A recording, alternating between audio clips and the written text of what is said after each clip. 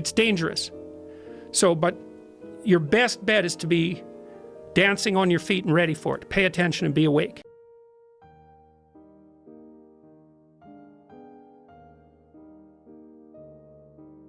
One of the things that I've outlined in 12 Rules for Life is a theory of meaning. Because meaning, as far as I'm concerned, the sense of meaningful engagement is the antidote to malevolence and suffering, essentially.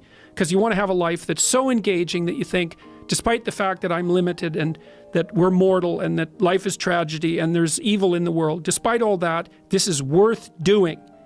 And I think that there's a technical meaning that genuinely exists, and that's the meaning that you get when you're in a domain where you have some discipline and some skill. So you're laying out your competence and your ability, but you're simultaneously pushing yourself to develop past where you are. That's really engrossing. And what that is doing is expanding your competence. And so life is suffering and betrayal in many senses of the word. But you can adopt a way of traversing through life that is more powerful than the tragedy and the malevolence. I agree, and I say to many people that what is going on in your life is you have a series of human reward systems that are in your body, encoded in your body, in your genetics, and it's the reason why human beings survived to 2018. And in order to be happy, you have to feed those things. You have to feed all of them. You have to feed the one that wants to overcome difficult tasks. You have to feed the one that wants to solve problems. You have to feed the one that wants to be with a loving tribe of people that you care about. You have to feed the one that wants to procreate. You have to feed all of these things. You have to feed the love. You have to feed the competition. You have to feed the discipline. And that, to me, is the only way to stay balanced. Or with me, with my body and my mind, that's the only way I've been able to stay balanced. And when any of those things get out of whack, I get out of whack. Yeah, well, so part of that is, so imagine this. So imagine that you're this loose collection of all these things that need to be gratified, that need to be fed. It's a perfectly reasonable way of looking at it biologically. Okay, so now you have to conjure up a mode of being that satisfies all those necessities simultaneously. But then, and this is a technical explanation of why the postmodernist insistence that there's an infinite number of explanations turns out to be wrong, an infinite number of interpretations. There's a very finite number of viable interpretations. So the first constraint is exactly what you just said. You have these inner demons, let's say, all of which need to be satisfied.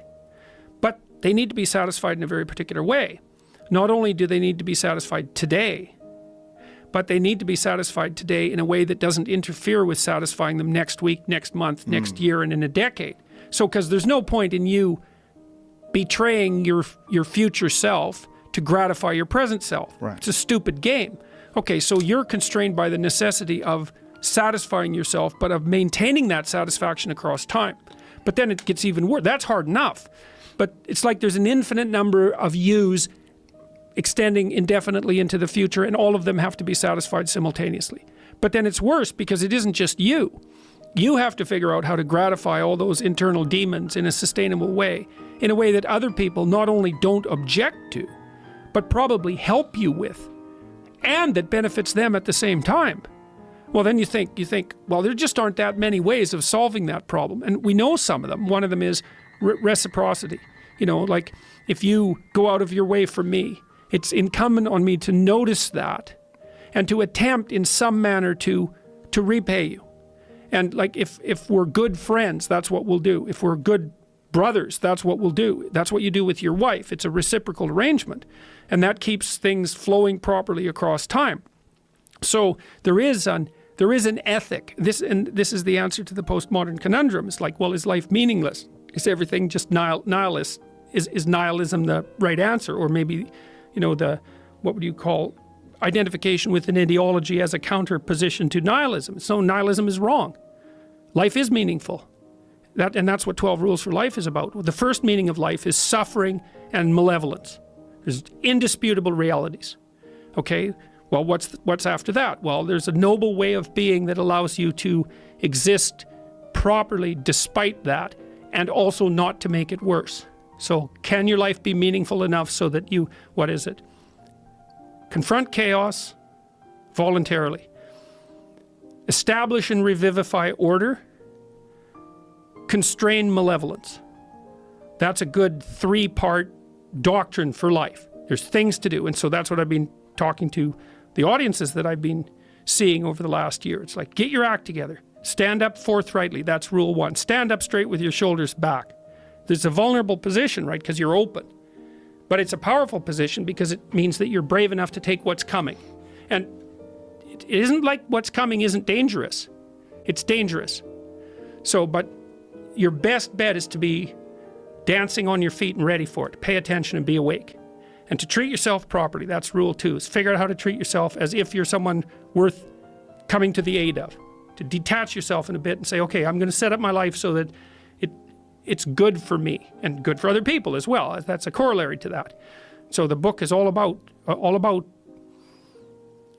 the meanings of life, the negative meanings, suffering, malevolence. Those are indisputable realities. And then a motive being that integrates the sorts of things that you were talking about, these underlying needs, with everyone else's, and like doing that voluntarily. It's a call to responsibility and meaning. And I actually think it's not the thing that's been so exciting for me for the last 3 decades, looking into these things, is that I believe that there is a genuine human ethic. It's not arbitrary. It has to do with reciprocity, for example. It has to do with honesty. That's another thing, is that you should speak the truth. Because your life turns out better if you speak the truth. And so does everyone else's. So in this biblical lecture series I did, I looked at the first chapter in Genesis, and there's a theory in there. It's a really interesting theory. And the theory is that there's 3 parts to being. There's chaos and potential. And that would be like the potential you should live up to. Because everyone says, well, you should live up to your potential. It's like, what the hell's that? You can't measure it, or touch it, or taste it, or feel it. It's this hypothetical thing that everyone regards as real. It's like the future. What's the future? Well, it's not here yet. You can't measure it. What makes you think it's real? Well, we act as if it's real, and that seems to work. So there's potential. That's one. That's chaos, chaotic potential. Then there's order, and that's the structure that you need in order to confront the chaos. And you'd be born with that biologically. And then there's your ability to call forth from the potential new order. And that's what you do with your speech. And that's what happens in the first chapter of Genesis, is that God order, let's say, uses the power of truthful speech, that's the logos, to transform potential into order. And that's what people are made in the image of. So there's this theory, it's a lovely theory that's laid out right at the beginning of the Bible, that says that if you tell the truth, you transform the potential of being into a habitable actuality. That's how it works. So you say, well, how do you make the world better? Tell the truth. Because the world you bring into being as a consequence of telling the truth will be a good world. And I believe that's true. I think it's true metaphorically. I think it's true theologically. And I think it's true like at the practical and scientific level as well. I think it's true in all those levels simultaneously. So that's been ridiculously exciting to sort through.